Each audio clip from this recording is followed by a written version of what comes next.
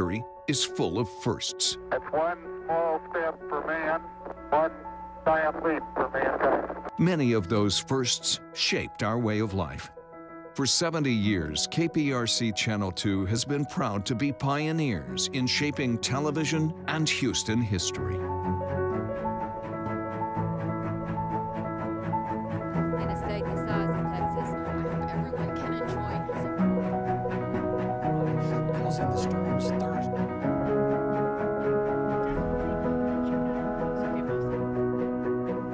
Minutes before 9 o'clock, the crews here telling her. For the first time in a long, they had 11. Send us some of your men. Isn't it good to work for a place that has a sense of history? And indeed it is. See, taking the president from Spring to College Station following his...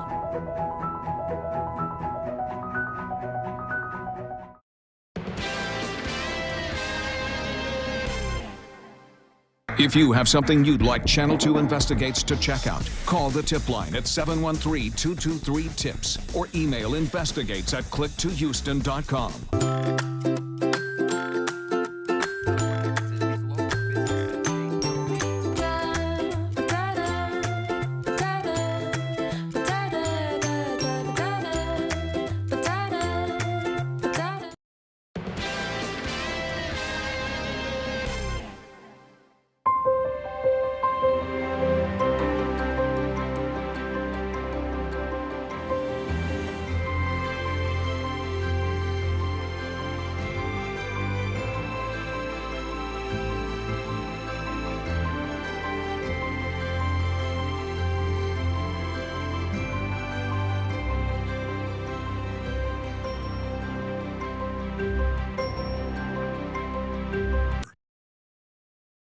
Live from KPRC, this is Channel 2 News at 10. Right now at 10, justice for Ricky. He was loved by many people. Now he's not here, and it's not fair. The young man killed while riding a motorcycle in a hit-and-run crash. The family's plea for justice. Plus, Channel 2 Investigates looking at thousands of cases of guns stolen from vehicles, what thieves look for, where they're looking, and at what time of day. And concerns over bruises. The mother of a 2-year-old raising questions after leaving her child at a daycare. It's a story you'll see only on 2 tonight. A Houston area mother searching for answers after she says her 2-year-old daughter came home from daycare bitten and bruised. Channel 2 anchor Jonathan Martinez is live at the Kitty Academy off Bel Air near the Grand Parkway near Richmond with those allegations. Jonathan. Yeah, Keith and Dominique, that mother tells us her daughter showed up at home with multiple bruises, so she immediately reached out to the daycare. She says their response hasn't been good enough so far, so she immediately pulled her daughter out of the daycare. She wasn't being properly handled. A concerned mother taking to social media, posted about the Kitty Academy in Richmond after she says her daughter was bitten and pinched while at the daycare last week. I'm putting her in the bath, and I see the 2 marks on her shoulder. Heather Landrum says her 2-year-old daughter, Liv, was only at the daycare for 3 days, but she quickly unenrolled her when she says the facility didn't adequately handle her child being injured while in their care. Felt like I was just brushed off, and it wasn't really taken as serious as I would have hoped it would have been. In a statement, the Kitty Academy saying they proactively notified law enforcement authorities and child protective services so these injuries can be investigated on every level regardless of where and when they occurred, and their primary concern is the health and well-being of this child over the short and long term. Be a little bit more careful and understand the needs of children. A quick check of previous violations at the daycare on the Texas Health and Human Services Department's website showing there were 4 reported back in 2018. The violations include lack of good judgment, lack of supervision, and after an injury to a child in another case, the facility did not notify the parent. Landrum believes the daycare should do more when it comes to child safety. I just don't want any other parent to have to feel that or have to go through that or have to find bruises, unexplained bruises. I didn't even know where they came from. To read the daycare's full statement, just look for this story on our website at click2houston.com. We are reporting live tonight from Richmond. I'm Jonathan Martinez, KPRC, Channel 2 News. A traffic alert again this weekend in the Galleria area. Here's a live look for you of 610, the West Loop, where all main lanes are being shut down at 59, the Southwest Freeway. The loop will reopen at 5 o'clock tomorrow morning and then close again tomorrow night at 9. You'll want to take side streets like Chimney Rock, Rice, Newcastle, even Wesleyan as alternate routes. It was a huge mess all afternoon into the evening. A dump truck overturns and spills raw sewage waste all over the outbound lanes of the Southwest Freeway near Hillcroft. The company that owns the dump truck is apologizing for the mess. WCA Waste tells Channel 2, "We regret that this incident occurred and any traffic inconvenience it caused." The mess was finally cleared around 7:15 this evening.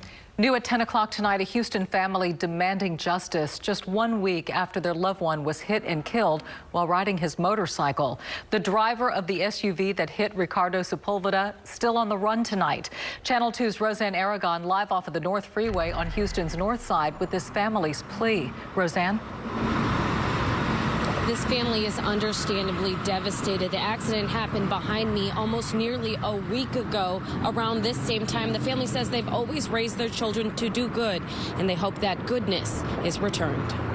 For Linda Morgan, there is no greater love than her love for her son. He was born something special from God. 26-year-old Ricardo Sepulveda will always be Linda and David Morgan's little boy, filled with wonder and adventure. Rick lived a lot of life. He was studying to be a pilot.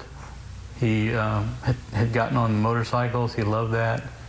He did Jeeps, rock crawling. But he would also sacrifice to help others. He believed in kindness and doing what is right. That was really Ricky. A really, really wonderful human being. But on February 7th, this family's life would change. Ricky was helping his cousin buy a motorcycle and took it out for a test drive here near 45 and West Gulf Bank. His parents say when Ricky stopped at a light, a car hit him and ran. Ricky didn't make it. Why somebody like him has to leave the world? More than a week later, still no answers. If you heard something, saw somebody speeding off, you know, it all is going to add up. Because the pain of not knowing hurts even more. I wasn't there to hold him, to say goodbye to him, so he could feel me there, that I was there with next to him. He just probably died there on the street, laying down in the street, or I don't know what. And that really hurts, and that's why I'm feeling like, you know what, you're right, we need to bring this to justice. The family's asking that if anyone has heard or saw anything, that they give Houston police a call. They're having a fundraiser, a barbecue fundraiser tomorrow, and his friends had made a GoFundMe page. For more information on how you can help, you can visit our website, click2houston.com. Reporting live from North Houston, Roseanne Aragon, KPRC, Channel 2 News. Now our hearts go out to his family and friends, Roseanne. Thank you. Well, new at 10, a Pearland youth softball coach is accused of inappropriately touching a young girl. 59-year-old Carlos Morgan is charged with indecent assault. Pearland police say the child's mother reported the incident on February 6th. Morgan was later arrested and is out of jail after posting a $25,000 bond. New at 10 and only on 2, the story of a 14-year-old girl armed with a gun and ready to defend her home and protect her sisters from an intruder. Channel 2's Marianne Martinez live in Highlands tonight with what the girl's mom did next after racing home to find that burglar still at the house. Marianne? Well, Dominique, this is the window where the mom says that would-be intruder was trying to get into the kitchen. Now, you can see how high up that window is. I'm going to get up on a step, and you can see he'd probably have to try to get onto this AC unit to try to get in there. Well, the mom says when she got here, he was already shimmying inside the window. Well, she paused for a few seconds, and then she was like, oh my gosh, there's a man standing outside the window. A phone call from her 18-year-old daughter let Tracy Keene know a man was trying to force his way into the window this morning, right after she had left for work. Meanwhile, Keene's 3 daughters were inside and alone, an 18-year-old, a 14-year-old, and a 2-year-old. Time I got home, that whole window was open. The whole window was open, and he was up. When I pulled up, like he you know, fell down and jumped the fence. Keene says he ran away to this nearby church where she confronted him. And was like, what the F are you doing? You know, trying to break. And he was like, no, it wasn't me. I was like, I just seen you. Even though he never made it inside the house, the girls had another line of defense. Keene's 14-year-old daughter has been trained to handle a gun. She got it out of the lockbox and loaded it. I mean, I was hoping I didn't have to use it, but if I did, then yes, I would have been able to. Now, the Keene says that church he went to may have surveillance video, and they're hoping that there is some video of him that they can turn over to the police and make public to the community, so hopefully he will be caught. Reporting live from Highlands, Marianne Martinez, KPRC, Channel 2 News. Marianne, thank you. A health alert tonight. The flu, not coronavirus, is the biggest threat here in the U.S. right now. NBC's Tom Costello on why this season's strain is proving especially dangerous to children this winter. 16-year-old Katie Giovanello was homesick with the flu after going to an urgent care clinic, but days later suddenly went into cardiac arrest. If I could do one thing, I would have never even took her home Sunday. You know, I would have made sure she was at the hospital sooner. I didn't know. Today, the CDC said 14,000 people in the U.S. have died from the flu this season. 92 of them children, more than most years. Most of them have had the influenza B strain. Influenza B hasn't been around since 1993, so anybody born after 93 may not have the necessary immunity. That could put kids more at risk. The warning signs that it's time to get a child to the ER: a high fever that won't go down, confusion, chest pain or trouble breathing, muscle pain, and dehydration. They haven't peed in over 8 hours. They're crying, but they're not making tears. Their lips and mouth are dry. Their eyes are sunken. 5-year-old Lachlan DeSantis died in the ER after going into septic shock from the flu, the virus attacking his organs. Neither Katie nor Lachlan had a flu shot this season. Tonight, doctors insist it's still not too late to get the flu shot protection. Tom Costello, NBC News, Bethesda, Maryland. Tonight, new numbers on the coronavirus crisis in China. It has now claimed more than 1,500 lives in that country. Officials there are reporting more than 2,600 new cases. A new diagnosis method gave rise to these numbers in recent days. The total of confirmed cases has now surpassed 66,000. The disease has spread to more than 24 countries since December. Facebook, Amazon, Google, and more tech companies met with the World Health Organization to discuss how to stop misinformation about the coronavirus outbreak. The companies agreed to work on collaborative tools, better content, and a call center where people can ask questions or get advice. A live look now at Mardi Gras in Galveston. This is the 109th festival, and it is just night one. If you're into the beads, the music, or the parades, you've got one more week to get there. Mardi Gras runs until February 25th. Indeed it does, and hopefully we'll have lots of nice weather for it tonight. Look at that sunset off Highway 99. The clear sky, though, means it's going to be a cold morning. I'll have those numbers, and when things change, at warm-up is on the way. Randy. All right, Frank, here in West Palm Beach, they have officially turned the page. Astros camp back to baseball as it should be. You know, Tommy John surgery wiped out the 2019 season for Lance McCullers Jr., but now after 18 months, he is back. He's ready for a big 2020. His story ahead in sports. That's really putting a neon flashing light on your vehicle. Channel 2 investigates what thieves look for when they break into your car, where they're looking, and at what time of day. And Buffalo Wild what? The shade a chicken chain is throwing at Houston over something happening in Europe. That's next on Channel 2 News at 10.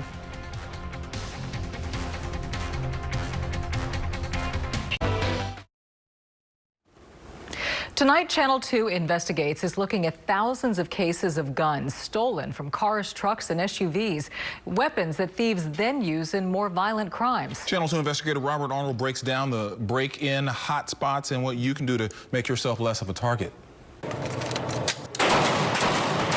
These guys have shifted from the inner city to neighborhood streets. There's a big change in these car break-ins. Channel 2 Investigates analyzed more than 7,000 car break-ins since 2016.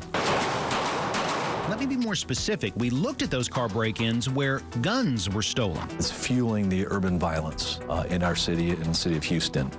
is all these guns being stolen out of cars. So, as we were putting these thousands of addresses on a map, what we saw was clearly no part of town is immune to this type of crime. But there are definitely clusters. Anywhere there's a higher concentration of bars, restaurants, or businesses that don't allow guns inside, there are more of these break-ins. Police say they're even now starting to see these break-ins in employee parking lots and outside gun ranges.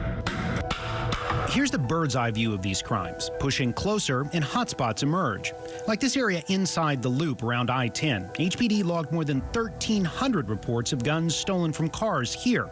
Head west on I-10 in this area from the Beltway past Highway 6 shows 743 of these crimes. And a little closer to downtown, this area reported 681 guns stolen from cars. When you get a gun that you stolen out of a car, there's nothing associating that criminal to that gun. So they just feel even more emboldened. Fred Milanowski is the special agent in charge of the Bureau of Alcohol, Tobacco, Firearms, and Explosives Houston office. He says gun owners are making it too easy for the criminals. That's really putting a neon flashing light on your vehicle. He's talking about stickers that signal you are a gun owner. I'll let Sergeant Tracy Hicks explain. He's with the Houston Police Department's Auto Theft Division. Stop putting the NRA stickers on your truck. Stop putting the pro-hunting, this truck is protected by Smith & Wesson. They've told us that all they do all night long is go around looking for cars with gun stickers. Hicks and Milanowski say the crooks hang around outside restaurants, bars, or even gyms, knowing people aren't allowed or at least reluctant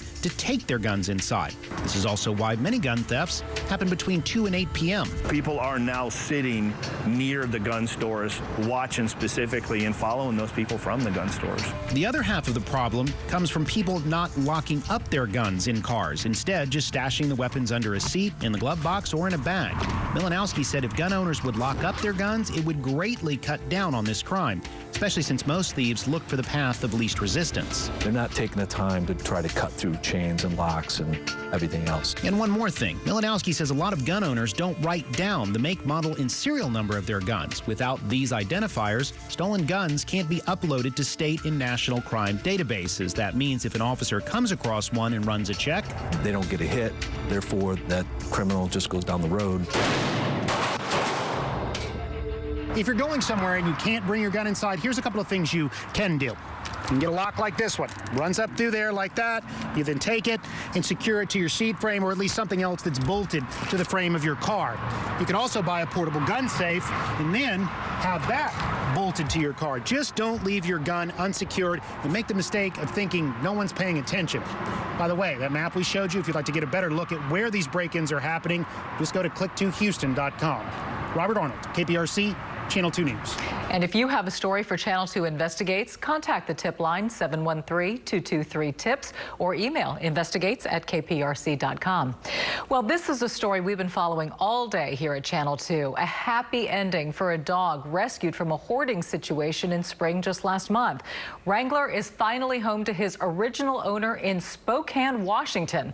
Airman Rylan Brown had to give him up 3 years ago after going into basic training. Wrangler was microchipped and after being rescued from the Houston SPCA has again been reunited with Airman Brown. He says Wrangler hasn't changed a bit. Big news for soccer fans. Manchester City now banned from the Champions League for 2 seasons. UEFA banning the team for serious breaches of financial fair play rules. An investigation revealed the Abu Dhabi-owned team overstated sponsorship revenue. City was fined $33 million.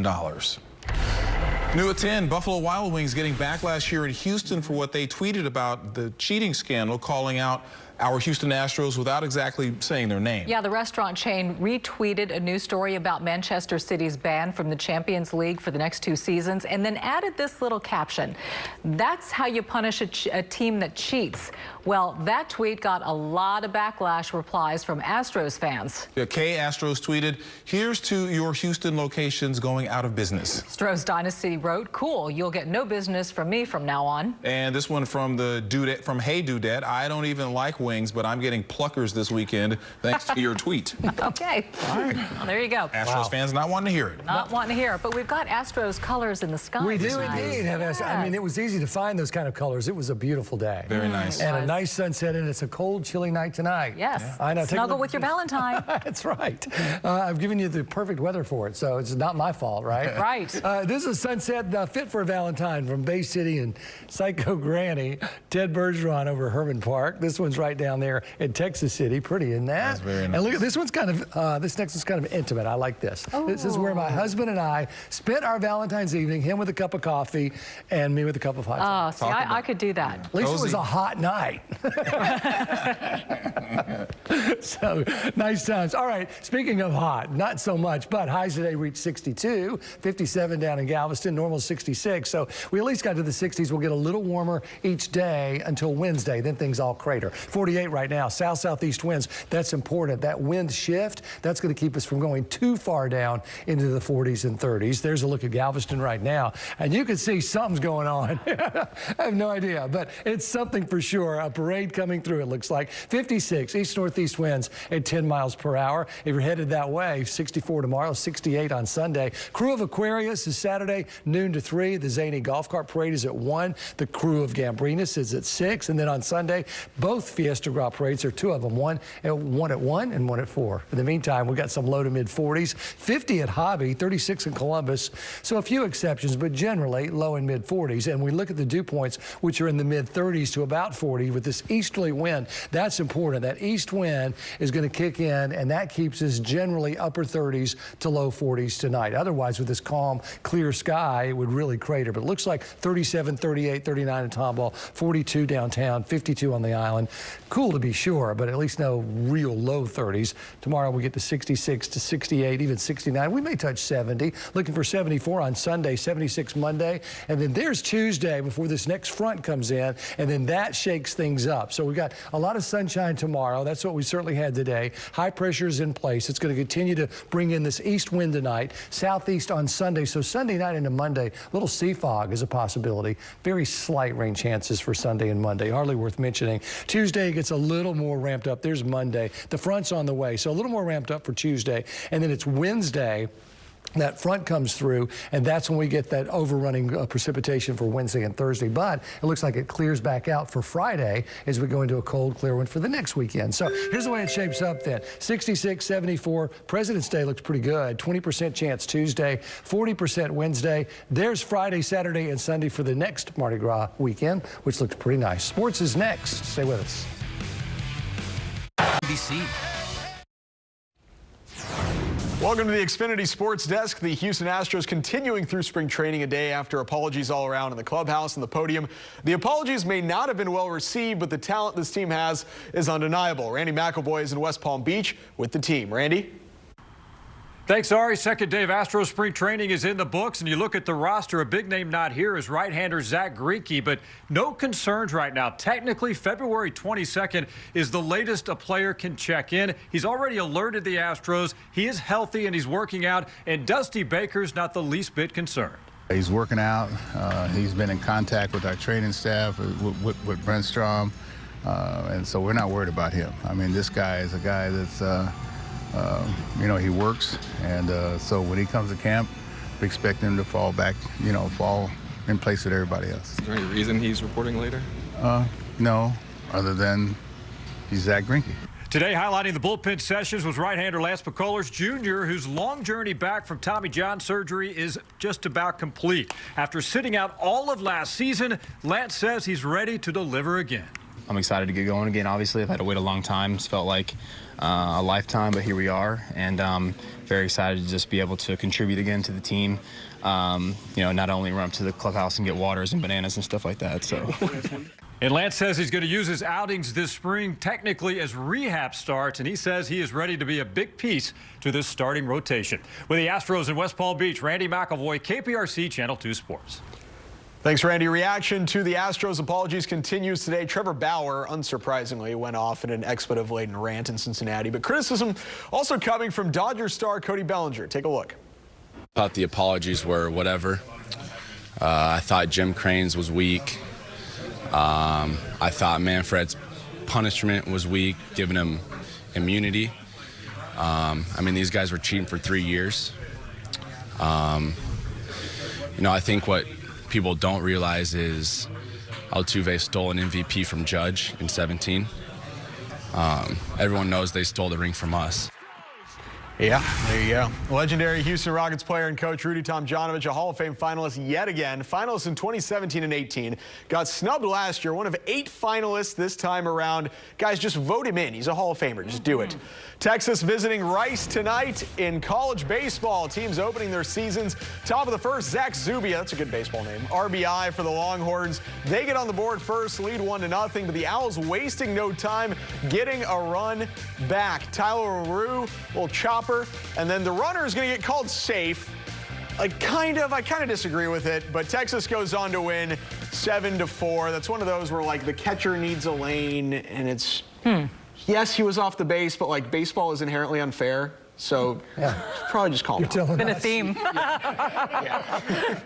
Okay, we'll be right back. Knock it out of the park. Yes for less. Just before Fallon tonight, what a wedding. Love is in the air, and it just might be in the food at Whataburger. The restaurant chain gave a few What a Wedding winners an all-expense wedding that included a wedding photographer, orange and white decorations, and of course their favorite item off the menu.